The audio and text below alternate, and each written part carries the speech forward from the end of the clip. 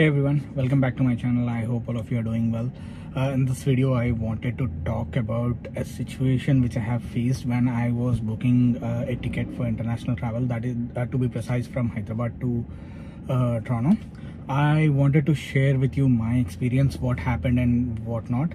This is a peculiar problem. I think most of the people who are traveling from Asia might face this problem. So in order to spread awareness, I am making a video so that people can understand before they can book tickets, and then they can avoid the hassle which I have gone through. Okay, so what happened is that I was booking a ticket for my cousin brother who is traveling from Hyderabad to Toronto. So he doesn't have a last name in his passport. He has 3 or 4 different words in his first name, but he doesn't have a last name as per his government issued document. So before booking tickets, what I have done is that I have done a bit of research, and I was booking with Etihad Airlines, so I have done a brief research and I have googled what to do if there is no last name, because last name is mandatory in order for you to book a ticket. So I found a old Q&A of the Etihad Airways. I'll show you the screenshot where it says that if you don't have a first name, you should enter FNU, and in case if you don't have a last name, it should be LNU. So based on the FAQ which I have found, I said it's plausible, right? So what I have done is that instead of last name, I have entered LNU, and then I went ahead and I booked the ticket. Now this was still bugging me, so what I have done is that after I have booked the ticket, after a couple of hours, I have contacted the Etihad help desk to ask them if this is the right approach or not. And to my surprise, what they have said baffled me.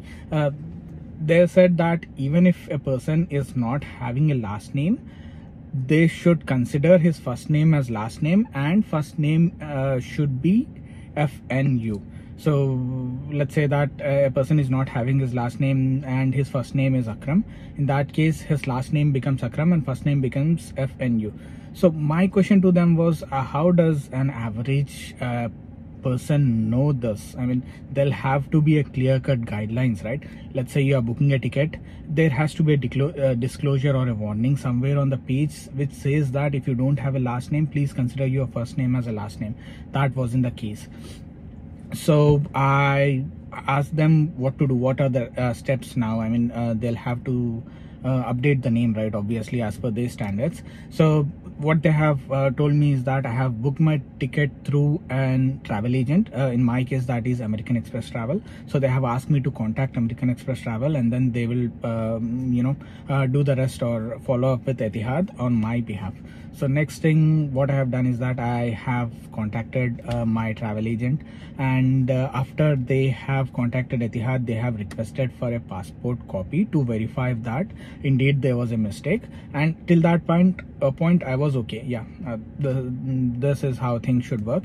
And at later stage, my travel agent was talking to the Etihad agent, and they have connected me onto a conference call. So this is so funny. This is how the call went. So the agent is like, the agent from Etihad side is like, okay, so now we can, as per our Etihad's policy, we can make minor modifications. Minor modification meaning they can change one letter or one alphabet to be precise in first name or last name, or they can shuffle. They can make your first name last name and last name first name. Yeah, that is their policy. Now when it comes to my case, there were 2 things that were to be done. They'll have to move my first name to last name, and then last name to first name LNU. They'll have to replace the word L and replace it with F. L has to be FNU. So they are saying that as per their policy, this is an additional requirement or additional change, and they cannot do it. That was his blunt answer. They cannot do it. They'll not be able to do it, and then even if they are able to do it, it'll be chargeable or whatnot. I did not get to the story of what happens, how much it's gonna cost. So they are blunt, like as per their policy, they'll not be able to do it. Then I was baffled. I mean, I had no answer. How can he say that? because there was no warning, there was no clear instructions on how we have to proceed in that case. In India, let's say you are booking a domestic travel and you don't have a last name. In that case, you get a warning in websites like Yatra or Make My Trip, where it says that warning or a toast message saying that first name and last name are mandatory, so please enter your first name in the last name section. And that's how usually things happen in India. But this I mean, standards change with respect to country and with respect to where you are traveling and with respect to the airlines. I get it, but there should at least be some kind of information so that an average person like me gets to know that this is the scenario if you don't have a last name and this is what you should do. So then I tried to escalate the call. I tried to contact his supervisor, and his answer was that I'll try to get in touch with my supervisor, but I can't assure you that he will get back to you in this much time. He may take as long as possible, and he will also reply the same thing which I have said you, that it is not in our policy. Either you'll have to cancel or you'll have to pay extra to update the name. I was like, wow. So now my travel agent who was with American Express was online with me, and then seeing that how much I was frustrated, she's like, she cooled me down, and then she started talking to the agent and asked him very basic questions like, how does an average person know when you don't have a clear instructions, right? Then how does he know that you are doing so and so things? So then after back and forth of couple of minutes, the agent put us on hold. I think he spoke with someone above him or whatnot. Later he agreed to change it as per the standards. So I was like, why? I mean, you could have done it when we have requested for the first time, right? Why do you want to drag this out?